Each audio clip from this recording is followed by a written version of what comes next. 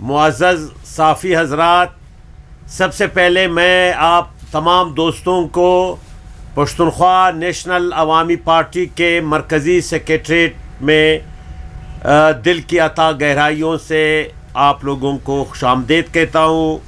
میرے ساتھ میرے رائٹ سائڈ پر پشتونخوا نیشنل عوامی پارٹی کے سینئر ڈپٹی چیئرمین سابق سینیٹر جناب رضا محمد رضا صاحب تشریف فرمائے۔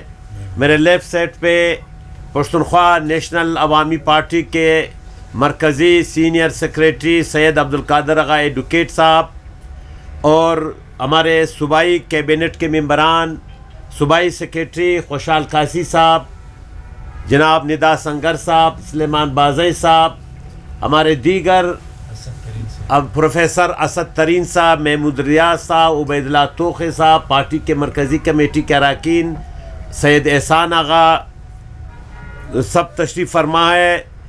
دوستو، جیسا کہ آپ لوگوں کو معلوم ہے کہ 8 فروری 2024 کو ملک بھر میں جس طرح تمام انتخابی حلقوں میں بدترین دھاندلی کی گئی، اسی طرح کوئٹہ میں بھی بالخصوص حلقہ PB 45 کوئٹہ 8 میں بھی واضح میری کامیابی کو اس کو بدترین دھاندلی کے ذریعے ناکامی میں تبدیل کیا۔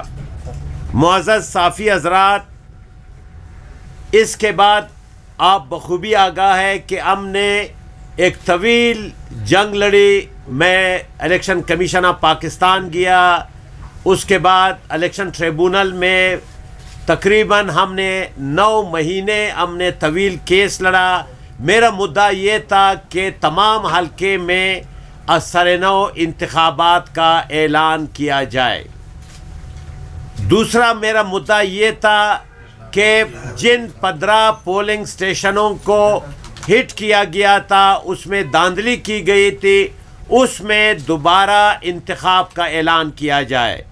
اور پھر معزز الیکشن ٹریبونل نے میرے مدعا کو تسلیم کرتے ہوئے 17 اکتوبر کو انتخابات کا اعلان کیا، اور پھر جو صاحب محض 500 ووٹ لے کر جن کو جتوایا گیا تھا فارم 47 میں، انہوں نے ایک انٹرم سٹے لیا سپریم کورٹ میں، اور ہم پھر سپریم کورٹ گئے۔ وہاں میں نے وکیل رکھا، بڑے لائر صاحب حامد خان جو پاکستان کے نامور وکیل ہے، ان کے چمبر کا، اور میں خود پیش ہوا عدالت عظمیٰ کے سامنے، اور ہم نے انہیں عدالت عظمیٰ کے ذریعے بھی ختم کرایا، جس کا تفصیلی فیصلہ 1 ہفتے پہلے آپ کے سامنے آیا۔ پھر 19 دسمبر کو انتخاب کا اعلان ہوا، لیکن پھر آپ نے دیکھا کہ اس حلقے میں اب تک 5 ریٹرننگ آفیسر تبدیل کیے گئے۔ 8 فروری کو ایک صاحب تھے، پھر 17 اکتوبر کو دوسرے صاحب مقرر ہوئے انتخابات، پھر جب 19 دسمبر کو اعلان ہوا پھر تیسرے صاحب تھے، پھر جب 5 جنوری کو انتخاب کا اعلان ہوا پھر ایک اور ریٹائرڈ یہاں اسسٹنٹ کمشنر ہے، ریٹائرڈ کیپٹن ہے، ان کو مقرر کیا، اور نہ صرف ان کو مقرر کیا بلکہ DRO کو بھی تبدیل کیا۔ حالانکہ اس سے پہلے جو RO صاحب تھے، بہادر خان صاحب اسسٹنٹ کمشنر کچلاغ، ان کو اتنا پریشرائز کیا، ان کو اتنا تھریٹ کیا گیا کہ انہیں مجبوراً یہ لکھنا پڑا پہلے الیکشن کمیشن کو کہ میری والدہ بیمار ہے، پھر کہا میں خود بیمار ہوں۔ بہرحال ہم ہائی کورٹ گئے، ہم نے ہائی کورٹ سے استدعا کی کہ یہ کیا طریقہ ہے کہ انہوں نے 19 جنوری سے انتخابات 19 دسمبر کے بجائے 5 جنوری کو انہوں نے انتخابات کے اعلان کیا۔ بہرحال ہائی کورٹ نے direction the election commission of Pakistan کو کہ ان انتخابات کو جو 5 جنوری کو ہونے ہیں، یہاں خود الیکشن کمیشن کے ذریعے یہ انتخابات کا انعقاد ہو۔ دوستو، بزرگوں، ایسا ہے صافی دوستو کہ بالآخر 5 جنوری کو انتخابات کا اعلان ہوا اور ہم نے کمپین کیا۔ یوں سمجھے کہ ہم نے اکتوبر، نومبر، دسمبر، جنوری 4 مہینے ہم نے وہاں کمپین چلایا، گھر گھر گئے، ایک ایک ووٹر کے پاس گئے۔ ایسے ایسے بھی ووٹر تھے کہ ہمارے حلقے میں ان کا نام درج تھا لیکن وہ کہیں اور بھی تھے. ہم نے ہمارے پارٹی نے، ہمارے ورکروں نے، ہمارے دوستوں نے، انہوں نے اتنی محنت کی کہ شاید میں الفاظ میں ان کی محنت کو بیان نہیں کر سکتا ہوں. بہرحال ہوا یہ کہ جو 3 جنوری کو جمعیت کے امیدوار نے الیکشن کمیشن کے ساتھ مل کر سازش کی، انہوں نے منصوبہ بنایا، مجرمانہ سازش کی. 3 جنوری کو انہوں نے ہمارے کم و بیش 9 پولنگ اسٹیشن بالخصوص اور بالعموم تمام 15 پولنگ اسٹیشنوں کے جو ووٹر لسٹ تھے ان کو تبدیل کیا گیا. مثال کے طور پر ایک پولنگ اسٹیشن ہے میرے سامنے ہے، میں آپ کو بتاتا چلوں کہ پولنگ اسٹیشن نمبر 2 ہے government boys high school Akbar Bugti. اس کے ووٹر لسٹ کو تبدیل کیا گیا. مثال کے طور پر سیریل نمبر 181 پر گل محمد کا نام ہے ہمارے پاس، لیکن جو لسٹ وہاں اندر پڑا ہوا تھا اس میں 181 پر کسی اور بندے کا نام تھا. اسی طرح سیریل نمبر 330 پر ہمارے پاس جو لسٹ تھا اس میں نام تھا خیال محمد، لیکن جب وہ بندہ چلا گیا اندر تو جو پریزائڈنگ افسر کے پاس لسٹ تھا اسی سیریل پر کسی اور کا نام درج تھا. تو آپ یوں سمجھے کہ 5000 ووٹوں کو انہوں نے جمعیت کے ساتھ مل کر کے سازش کر کے غیر قانونی، میں کہوں گا مجرمانہ انہوں نے حرکت کی. انہوں نے ہمارے جو ووٹرز تھے، جو ہمارے حمایت یافتہ تھے، جنہوں نے ہمیں ووٹ دینا تھا، ان کے بالخصوص ایک ووٹ کو انہوں نے وہاں سے نکالا اور اپنا ووٹ ڈالا. اوپر سے جو لسٹیں میرے سامنے پڑی ہے اوپر سے سب برابر ہے. ایک پولنگ لسٹ ہے 2030 اس میں ووٹ ہے، اس میں بھی اسی طرح ہے. 1 دسمبر 2023 کو ووٹر لسٹ جاری ہوا ہے، اس میں بھی یہی ہے. لیکن اندر سے انہوں نے یہ کیا. جب الیکشن کا دن ہوا 5 جنوری کو، اس دن یہ ہوا کہ صبح جب ہمارے دوست گئے، پولنگ ایجنٹ گئے، جب ہمارے ووٹرز گئے اندر شروع ہو گئے، وہ جب گئے اپنا سیریل نمبر لے کر چلے گئے تو انہیں کہا گیا کہ آپ کا ووٹ نہیں، یہ تو کسی اور کا نمبر اس پہ آ رہا ہے. اس طرح جواب ہوتے رہے. جب میں نے 10 بجے میں نے پہلی درخواست لکھی الیکشن کمیشن کو. یہ درخواست ہے پولنگ اسٹیشن نمبر 27. یہ درخواست میں نے صبح لکھی 10:25 پر. یہ 10:25 ہے. یہ ریٹرننگ افسر سید نذیر صاحب کا دستخط ہے. انہوں نے ریسیو کیا. کہاں ریسیو کیا؟ مشرقی بائی پاس، اور وہاں پر لیبر کالونی. اس نے پولنگ اسٹیشن کا وزٹ کر کے جب وہ باہر آئے، میں نے یہ درخواست پہلی ان کو دی. انہوں نے ریسیونگ مجھے دی.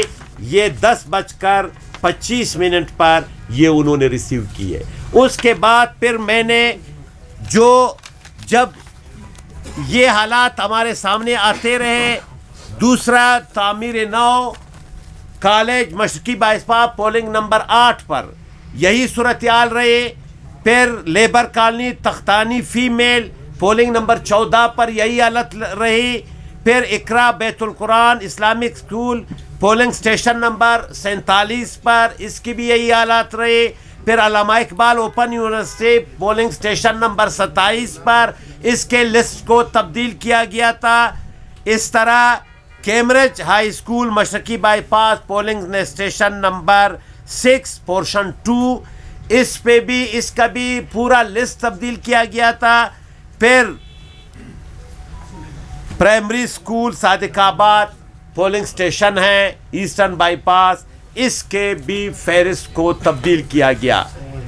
आप यकीन करें कि पिरकियानियाबाद का पोलिंग स्टेशन है, पिरकियानियाबाद का पोलिंग स्टेशन है, उसका 800 उसका पूरे टोटल वोट है, 500 वोटर्स को उन्होंने तब्दील किया था।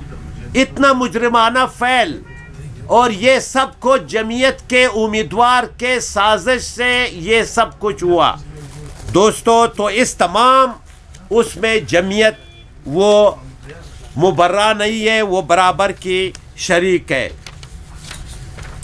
दूसरी बात मुअज़्ज़ज़ साफ़ी दोस्तों के इंतखाबी अमला वाज़े तौर पर शुरू से वो ऐसा पोलिंग स्टेशन था जहां पर वज़ीर आला हाउस का खानसामा वहां पर प्रिजाइडिंग ऑफिसर था।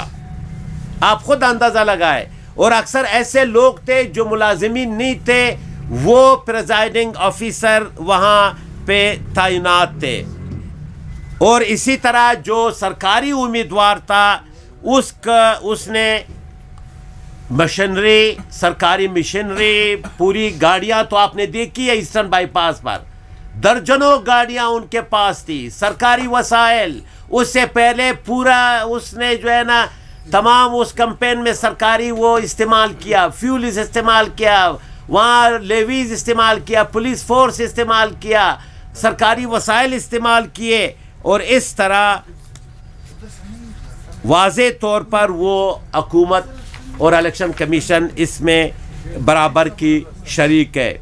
मुअज़्ज़ज़ दोस्तों, 5 जनवरी को पश्तूनख्वा नेशनल अवामी पार्टी के उम्मीदवार के तौर पर मैं नसरुल्लाह खान ज़ेरो को नाकाम बनाने के लिए उन्होंने जमीयत उलमा इस्लाम, सरकारी उम्मीदवार जिसको जितवाया गया, इलेक्शन कमीशन और वफाकी और सूबाई हुकूमती इदारों, ज़िली इंतज़ामिया, ये सब ने मुजरिमाना, गैर आइनी और गैर जमहूरी इक़दामात के बाद सरे शाम, जब तक 15 पोलिंग के रिज़ल्ट आया ही नहीं था, सरे शाम जो है ना बंदे की कामयाबी का गैर कानूनी, गैर आइनी ऐलान किया गया। मुअज़्ज़ज़ साफ़ी दोस्तों, ये इक़दामात उन्होंने किए, लेकिन कुदरत का होना ये था कि जमीयत ने पश्तूनख्वा नेशनल अवामी पार्टी के लिए जो गड़ा खोदा था, यानी उन्होंने इलेक्शन कमीशन के साथ मिलकर जो फहरिस्तें 3 जनवरी को उसमें मुकम्मल रद्द-बदल किया, अपने वोटर्स को डाला, हमारे वोटर्स को निकाला, उस गड़े में खुद जमीयत जो है ना वो गिर गई है। ये कुदरत का करिश्मा भी है और कुदरत ने मफाकात अमल है, मकाफात अमल है। पश्तूनख्वा में इस मरहले पर आप तमाम दोस्तों के सामने ये मुतालिबा करती है कि हल्का PB 45 के अवाम को जमहूरी इंतखाब का हक दिलाने के लिए दोबारा हल्का PB 45 में दोबारा इंतखाबात का एहतमाम किया जाए, और जिस शख्स को फार्म 47 के तहत कामयाब कराया गया है उसके कामयाबी के नोटिफिकेशन को फिलफौर कलादम करार दिया जाए। बहुत बहुत शुक्रिया। अच्छा ज़रा साहब, जो जमीयत उलमा इस्लाम है वो इस ज़ेर-ए-लब ये बात रिपीट कर रहे होते हैं कि आपको इस वजह से आगे किया गया ताकि